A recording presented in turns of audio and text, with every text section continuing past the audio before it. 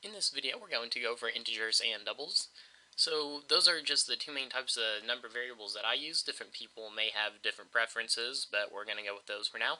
I'll be teaching you more about the other variables in a few videos.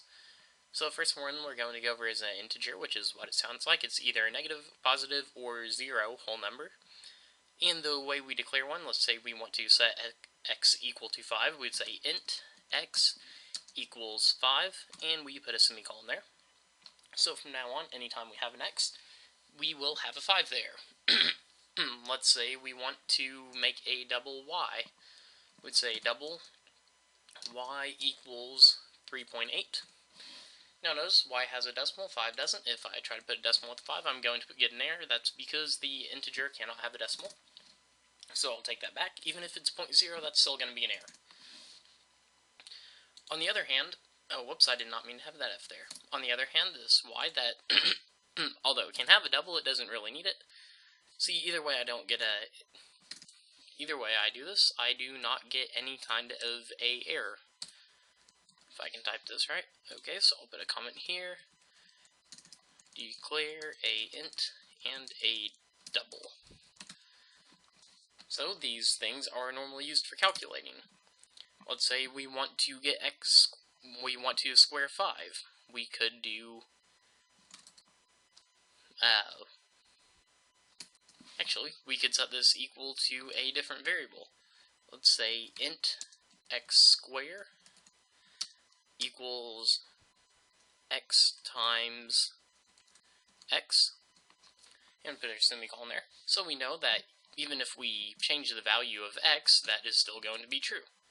And that's why we use variables, is to keep track of everything easier. So x squared is, and then we'll print x, oh, whoops, forgot the plus sign, x squared. Whenever you want to put a print statement and a variable, you just put a plus sign after the parentheses, and then we can actually do more text after that. This is to show more text is allowed, and I can do that over and over as many times as I want. It does not matter, there is no limit on it. So if I run this program, and print x squared is 25 in just a second, but my computer is being slow right now. That is being really slow. Okay, x squared is 25. This is to show that more text is allowed. But if we change the value of x to, say, 7, it will print 49. Notice we didn't really change this area right here, but because we changed the x variable, it's printing out correctly. So we can also do stuff with the variables. We can print, let's see, x plus y equals, we'll put a space there to make it look neater.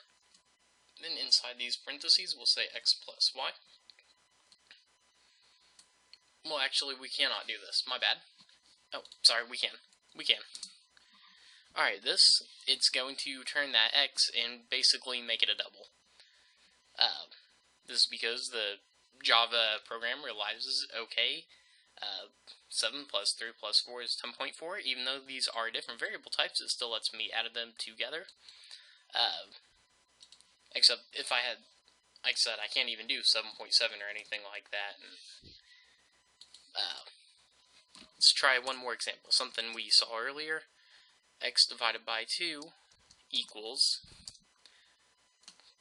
we're actually going to get the wrong number here.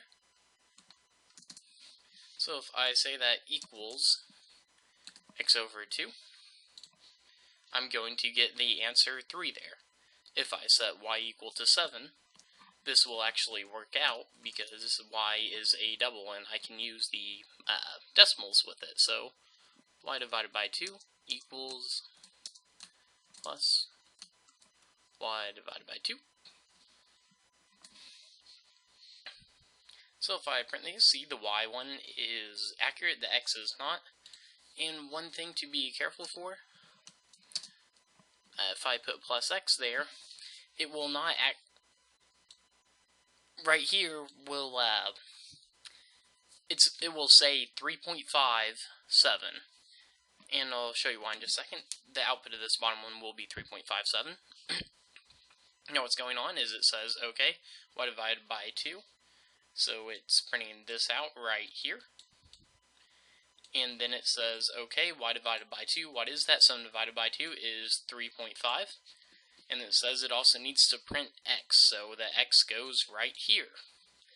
And it ends up saying 3.57, which is not accurate.